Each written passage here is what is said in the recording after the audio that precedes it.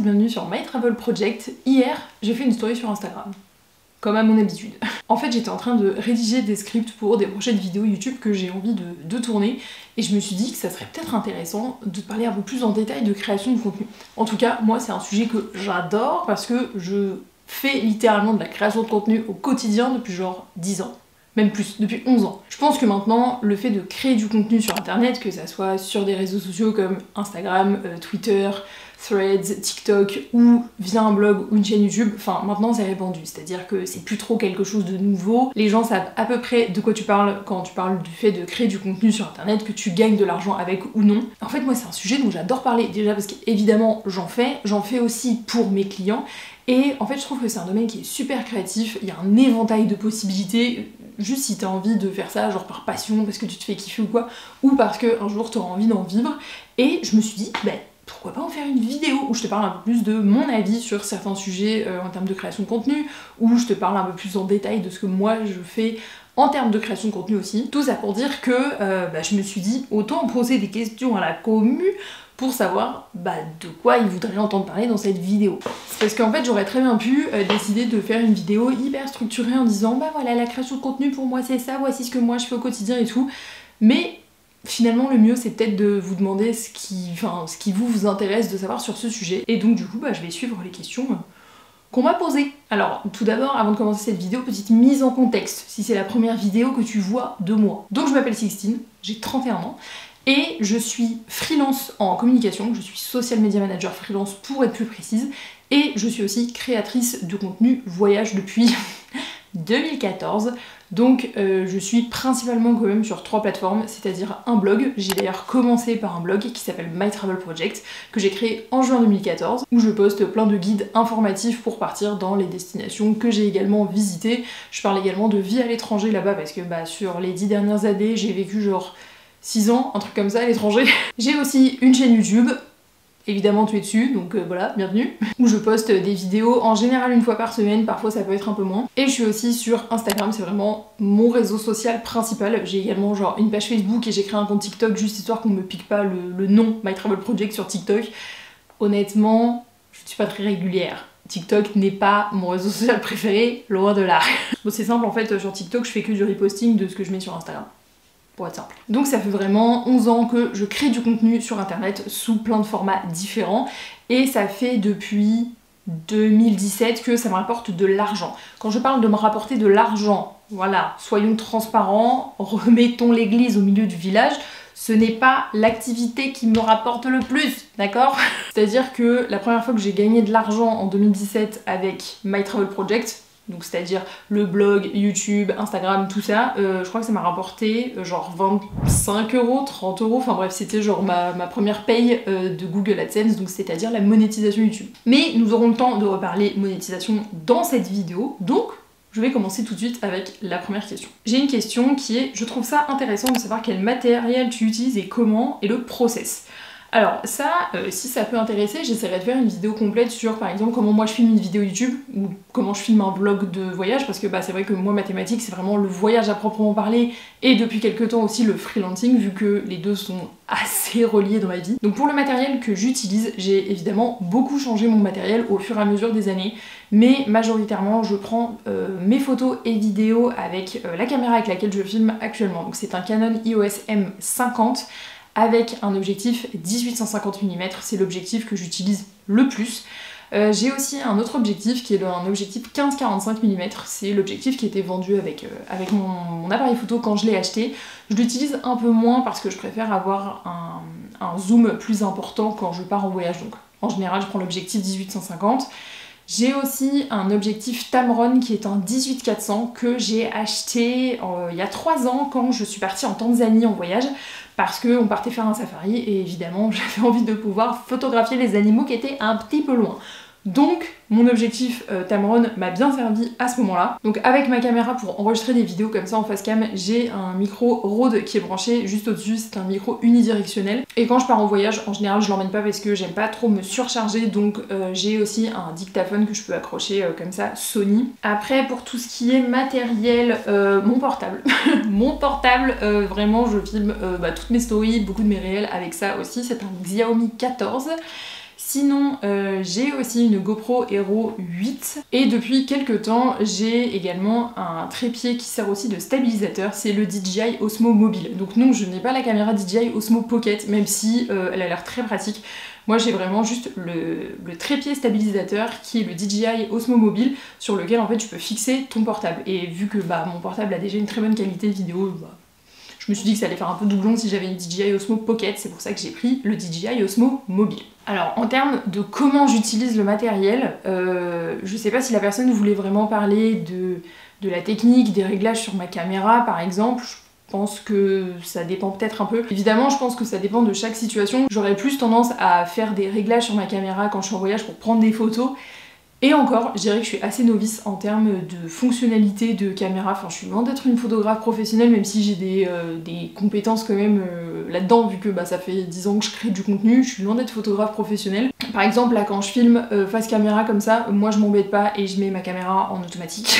Parce que je vais retravailler souvent la netteté, la colorimétrie, en fonction de ce que moi j'aime, ce qui est un rendu en général très très naturel. Je fais assez peu de colorimétrie, même si j'en fais un minimum.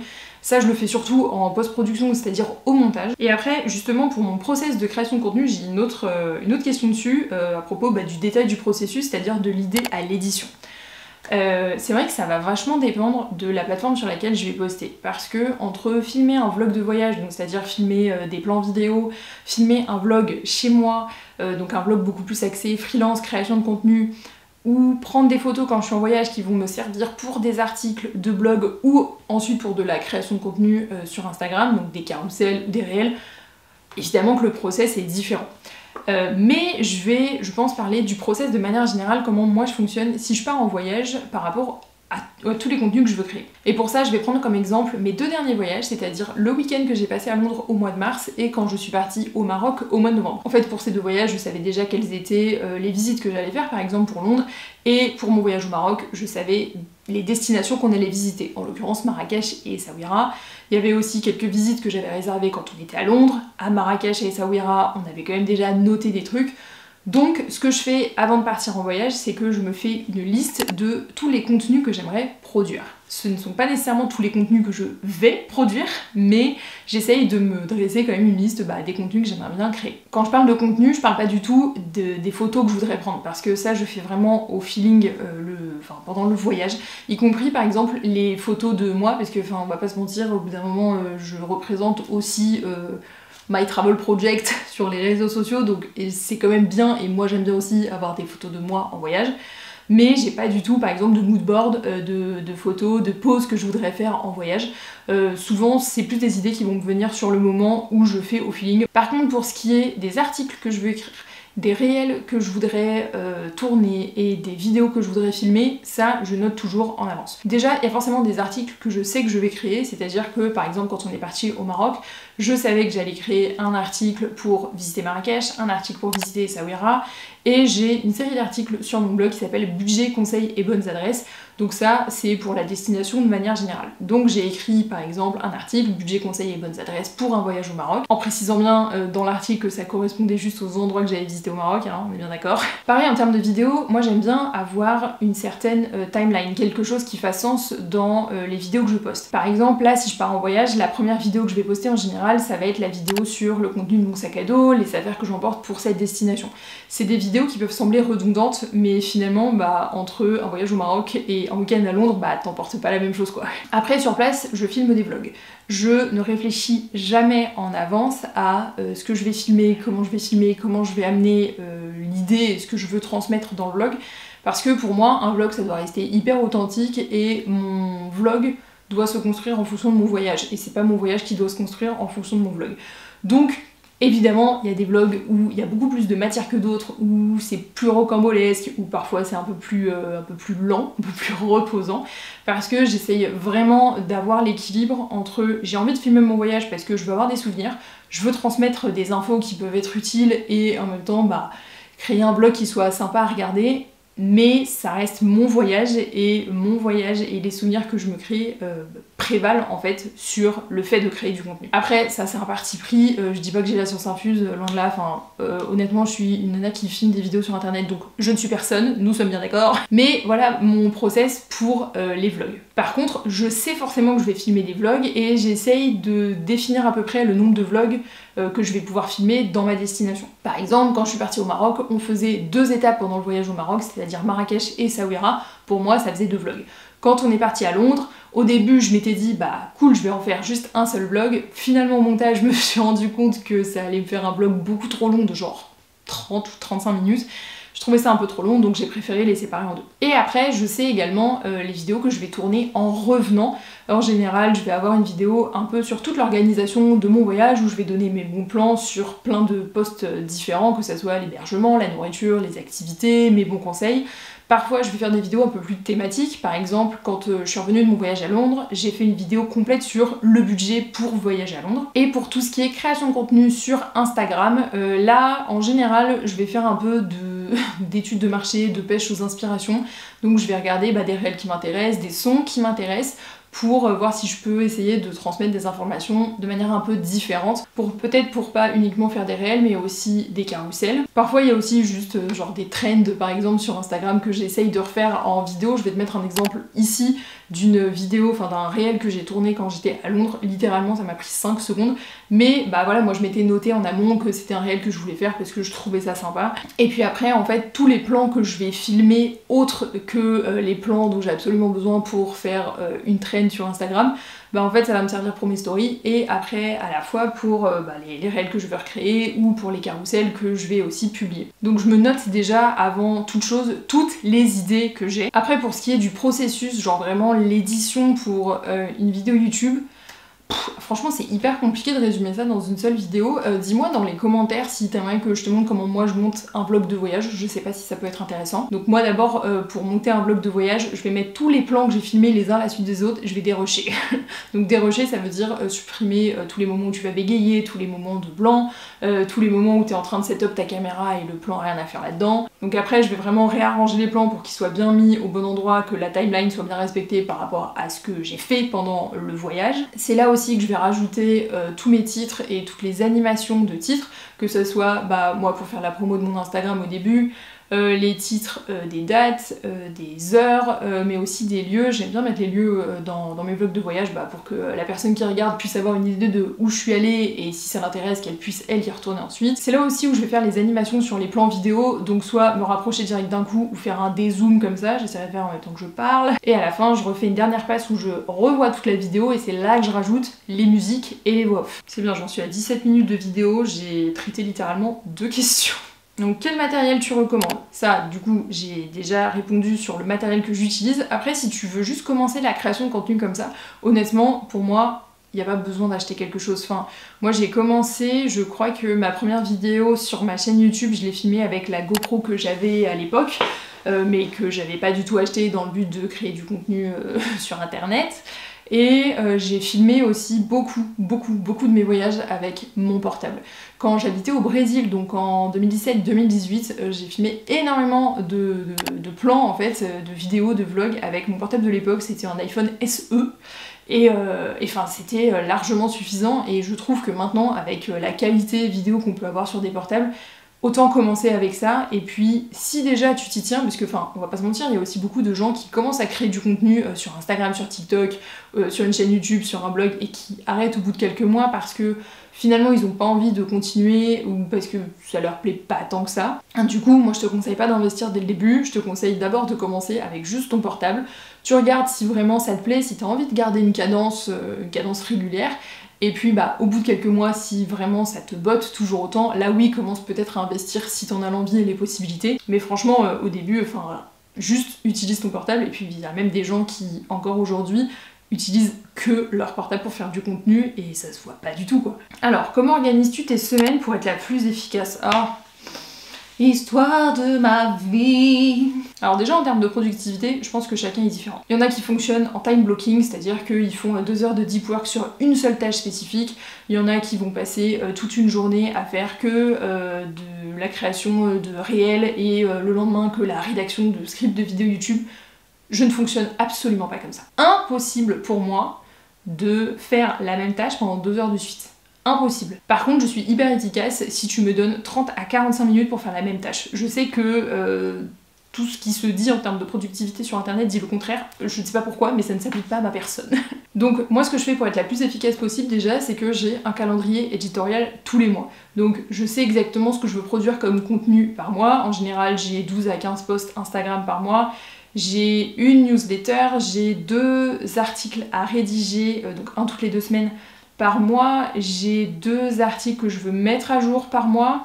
Et en général, si j'y arrive, une vidéo YouTube par semaine, ce qui fait à peu près 4 ou 5 par mois. Donc voilà en termes de quantité de contenu que j'aspire à produire chaque mois pour My Travel Project, donc blog, YouTube, réseaux sociaux. Donc chaque mois j'ai ce calendrier éditorial que je divise ensuite par objectif par semaine et ensuite par jour. Donc faut savoir que moi lundi matin je me mets à mon bureau, quand je commence ma semaine, je m'écris tout ce que je veux réaliser dans la semaine, que ça soit en termes de création de contenu ou de mission pour mes clients.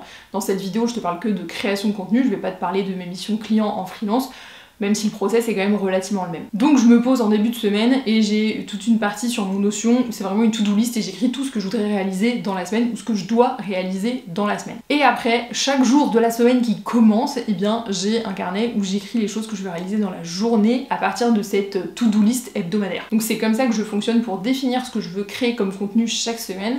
Après, comme je le disais un petit peu plus tôt là dans la vidéo, moi je fonctionne par incrément de 30-45 minutes. Donc par exemple, si à la fin de la semaine je veux avoir fini de rédiger un article qui doit sortir dans 10 jours, eh bien une demi-heure à 45 minutes par jour, je travaille sur la rédaction de cet article. Donc soit je vais vraiment chercher des mots-clés pour référencer l'article, soit c'est vraiment de la rédaction pure et dure, soit je fais tout le traitement photo pour les photos qui vont ensuite apparaître dans l'article, soit je repasse sur les fautes, les liens que je veux rajouter, les encarts de publicité que je veux mettre dedans. Donc voilà par exemple ce que je ferais si je voulais finir de rédiger un article cette semaine pour qu'il soit posté la semaine prochaine. Alors dans les faits je dis ça et j'estime que je suis quand même assez efficace. Après, il y a aussi parfois la vie qui prend le dessus. En l'occurrence, moi j'ai un petit garçon qui a 1 an et demi et qui a parfois les dents qui poussent la nuit, ce qui fait que on dort pas très bien et que le lendemain on est un peu crevé, donc on est un peu moins productif. À côté de ça, moi je peux travailler que 4 jours par semaine parce que donc la crèche de mon fils est fermée le mercredi et c'est moi qui le garde le mercredi. Parfois il y a des jours fériés, enfin voilà, je pense qu'il faut pas non plus se prendre le chou à vouloir absolument être super efficace, super productif. Enfin, la création de contenu ça doit quand même rester fun à un moment. Et si j'ai un objectif dans la semaine de créer 5 posts Instagram et que j'y arrive pas, honnêtement c'est pas grave. Je ne sauve pas des vies avec ma création de contenu, loin de là. Comment se prendre en photo seule? Je ne vois pas comment faire. Alors, le trépied. Le trépied, c'est magique. Et moi, j'ai commencé à utiliser un trépied, un petit ou un très grand, là, comme celui que j'utilise pour mes vidéos, je dirais il y a 3 ans, quelque chose comme ça.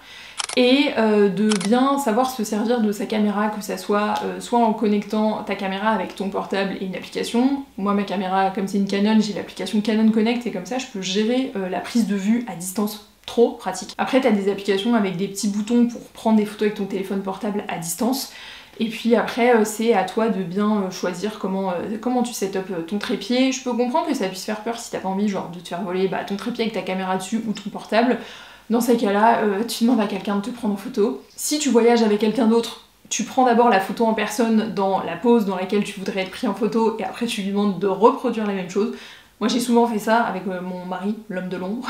Ça marche très très bien. Et au début, si tu sais pas trop comment faire, au lieu de te prendre en photo, prends-toi en vidéo. Comme ça va te permettre de re-regarder la vidéo, de voir les différentes poses que tu vas faire dans la vidéo, et après, au fur et à mesure où tu vas prendre confiance, et bien tu vas pouvoir poser vraiment en prenant des photos cette fois-ci. Mais tu verras que l'exercice de la vidéo, vraiment tu poses ton portable ou ta caméra, tu te filmes pendant 10 secondes en faisant différentes poses, ça va te permettre de voir avec quoi t'es à l'aise, et c'est vraiment pas mal je trouve comme technique. Alors, combien de temps il t'a fallu pour en vivre? C'est simple, en fait je n'en vis pas. Alors oui, je gagne de l'argent avec mon blog, YouTube et les réseaux sociaux, mais sur mon chiffre d'affaires, c'est loin de représenter la majeure partie de mon chiffre d'affaires. Actuellement, parce que ça fluctue chaque année et puis même en fonction des saisons, on va pas se mentir.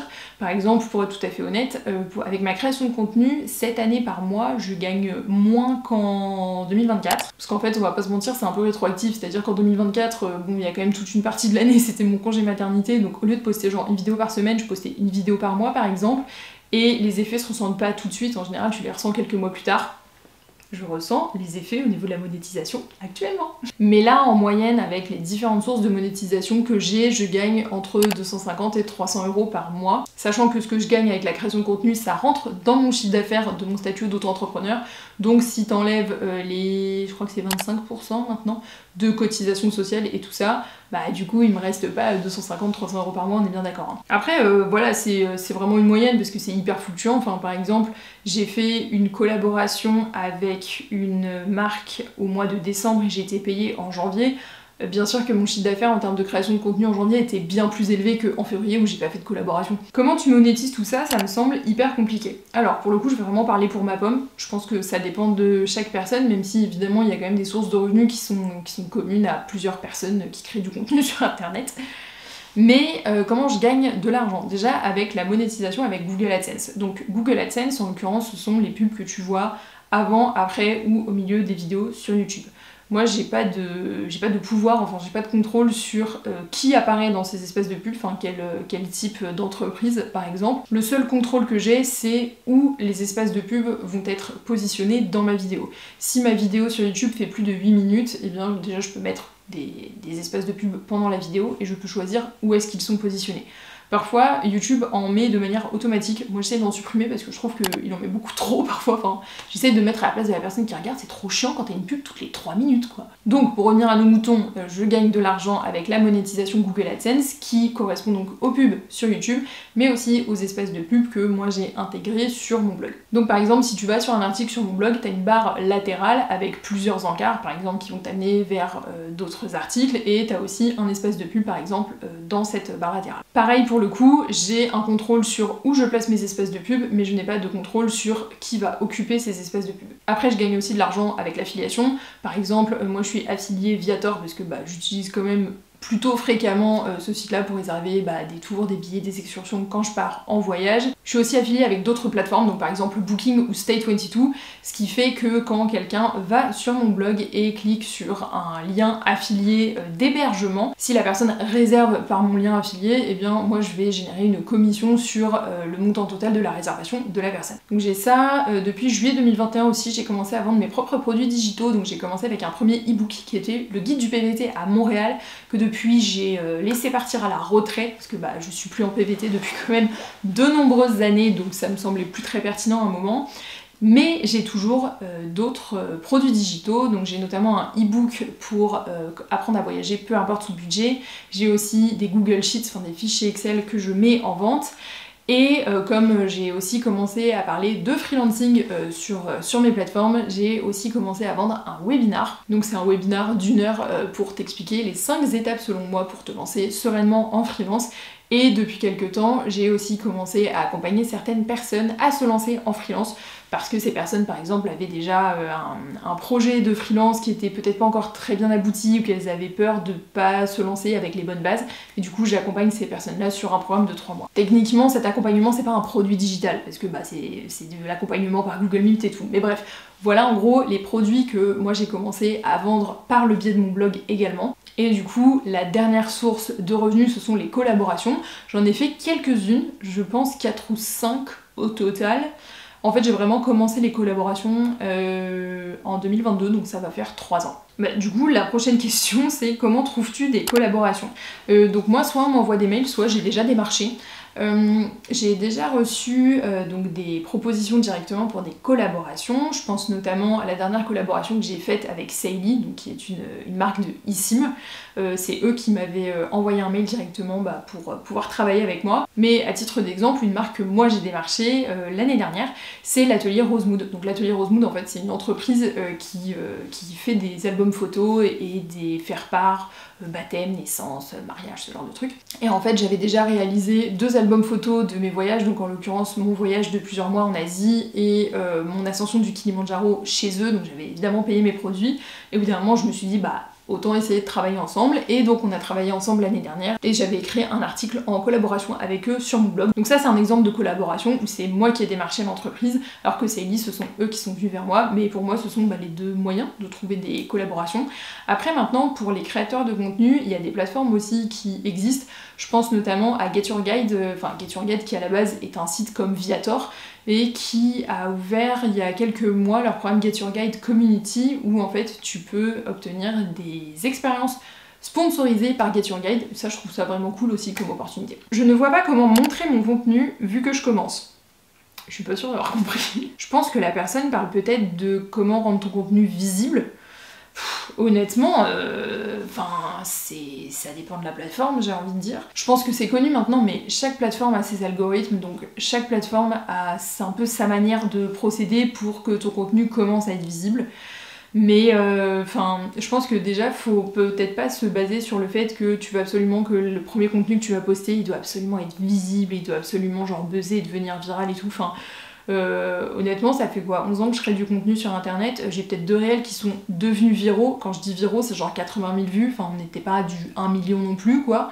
Donc je pense qu'il faut pas avoir comme objectif premier la visibilité et la viralité. En fait, pour moi, si tu veux faire du contenu qui soit visible et que tu commences forcément à gagner des abonnés ou juste à être connu de plus de personnes, il faut que tu réfléchisses à quel contenu toi t'as envie de voir sur la plateforme sur laquelle t'es. Moi, ce que je voulais faire comme contenu quand je me suis lancée, c'était du contenu informatif. Je voulais créer des articles qui soient un peu comme des guides de voyage pour que si demain t'ailles dans telle ville ou visiter tel pays, et bien si tu tombes sur mon article, tu te dises waouh, j'ai toutes les cartes en main pour partir, je suis trop content, j'ai trouvé telle info, tel bon plan, trop bien, je sais que si je vais là, il faut pas que je fasse ci, et si je vais dans tel endroit, il faut que je fasse ça. Moi, ce que je me suis rendu compte, c'est que je voulais poster du contenu informatif. Et du coup, évidemment, c'est le contenu que moi je cherchais aussi quand j'étais sur internet, parce que c'était aussi du contenu que moi je recherchais quand je faisais mes propres recherches pour mes propres voyages, donc c'est aussi ce que j'avais envie de poster. Ce qui fait que maintenant, je poste du contenu informatif, donc je vais par exemple créer des carousels d'itinéraires dans le nord du Brésil, je vais créer des réels où je te parle du budget pour voyager à Londres, je vais te parler des différentes activités gratuites dans telle destination, je vais te parler aussi des erreurs à ne surtout pas faire si tu veux te lancer en freelance, ou les destinations que je vais recommander si tu veux travailler, voyager, enfin bref, voilà un peu des exemples. Donc pour moi, si tu veux commencer à être visible, que ton contenu soit visible, réfléchis déjà au contenu que toi tu aimes regarder, au contenu que toi tu recherches sur les plateformes sur lesquelles t'es, et du coup essaye de créer du contenu qui soit dans cette même vibe là, parce que si c'est du contenu que toi tu recherches, nécessairement c'est du contenu que d'autres personnes vont rechercher. Et on n'oublie jamais que le contenu qu'on crée, c'est du contenu qui doit nous faire kiffer, d'accord? On n'est pas juste là pour créer du contenu parce qu'on a envie de buzzer, genre c'est pas la bonne solution quoi. D'ailleurs, en vrai, c'est encore possible de percer ou pas. Écoute, ça fait 11 ans que je suis sur internet, j'estime pas avoir percé quoi. Donc si tu veux créer du contenu pour percer, crée pas de contenu. Donc du coup, si tu veux créer du contenu juste dans l'optique de percer, honnêtement, désolé, mais t'es ni sur la bonne chaîne, ni sur la bonne vidéo. Après, je comprends l'idée, évidemment que c'est flatteur quand t'as un réel qui va commencer à buzzer, qui va faire genre plein de vues, ou que tu vas gagner plein d'abonnés d'un coup et tout ça. J'ai aussi voulu ça à un moment, je vais pas mentir, hein. Enfin au bout d'un moment l'ego parle aussi, tu vois. Et en fait pour avoir eu des vidéos ou des réels ou des TikTok qui ont mieux marché que d'autres, oui ça t'apporte des vues et peut-être des abonnés, mais ça t'apporte pas l'engagement et les conversations que t'as envie de créer dans les commentaires quoi. Enfin, moi j'ai un TikTok qui a bien marché quand même, enfin à l'échelle de mon compte TikTok, on est bien d'accord. Et franchement les commentaires, mais c'était la cour des miracles quoi. Enfin donc c'est encore possible de percer, oui, mais à quel prix quoi? En combien de temps tu penses qu'on peut générer un revenu? Alors, je suis pas la bonne personne parce que moi pendant des années j'ai absolument rien mis en place pour générer un revenu quelconque avec ma création de contenu. Mais si je me base sur ce que je vois sur Instagram par exemple, je pense que avec une bonne stratégie de contenu, un peu de kiff quand même, hein, je pense que c'est le plus important, et la niaque, honnêtement, je pense que tu peux commencer à te générer un revenu au bout de 6 mois. Mais c'est 6 mois de travail quoi, hein. La création de contenu c'est du travail quoi, hein. Quand je vois que je mets 6 heures à juste mettre à jour un article et que je mets 12 heures à écrire un article, désolé, la création de contenu c'est du travail. Par contre c'est pas du tout un travail difficile, mais c'est du travail. Et après pour la dernière question, tu recommandes quelle plateforme au début? Alors j'aime beaucoup Instagram, franchement j'adore, mais moi je recommanderais YouTube. En fait j'ai beau adorer Instagram et les conversations que tu peux avoir avec, j'ai rencontré des gens incroyables par Instagram, enfin vraiment genre une de mes meilleures potes je l'ai quand même rencontrée par Instagram quoi. Mais pour moi c'est trop éphémère. Les contenus que tu postes sur Instagram sont trop éphémères, ils durent pas dans le temps et c'est ça que je trouve dommage parce que parfois tu vas mettre vachement de temps à créer un réel ou un carousel ou juste un post tu vois, ou je sais pas même une série de stories pour finalement qu'au bout de quelques jours, quoi, ou allez, si t'as de la chance, quelques semaines, bah ton contenu il soit un peu perdu dans le vortex d'Insta et qu'il perde toute visibilité. Alors que sur YouTube, oui, c'est beaucoup plus de travail parce que c'est des formats qui sont en général plus longs et que ça demande, selon moi, des compétences un petit peu plus poussées en montage vidéo.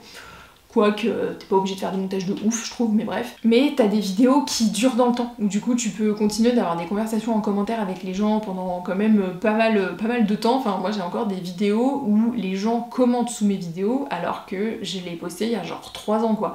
Je pense que là, à l'heure actuelle, une de mes vidéos qui fait le plus de vues sur ma chaîne, genre en une semaine, c'est, je sais plus si c'est la Malaisie ou l'Indonésie, mais c'est la vidéo où je parle de toute l'organisation de mon voyage, bah du coup en Malaisie ou en Indonésie, je sais plus. La vidéo je l'ai postée il y a presque 3 ans, quoi. Donc moi je recommanderais YouTube au début. Sachant que tu peux aussi poster des formats courts sur YouTube. Donc au début je recommanderais YouTube. Donc voilà, c'est tout pour cette vidéo un peu foire aux questions sur tout ce qui est création de contenu. J'ai trop kiffé parler de tout ça, j'ai trouvé ça trop intéressant. De toute façon si tu ne l'avais pas encore remarqué, j'adore créer du contenu sur internet. Et je pense que ça va pas s'arrêter de sitôt. Si t'as d'autres questions sur la création de contenu, le process, la monétisation, les collabs, juste l'ambiance dans la création de contenu de manière générale, je sais pas, n'hésite pas à me les poser en commentaire, ça me ferait plaisir d'y répondre. En tout cas, j'espère que ça t'aura plu, et nous on se retrouve bientôt dans une prochaine vidéo. Ciao!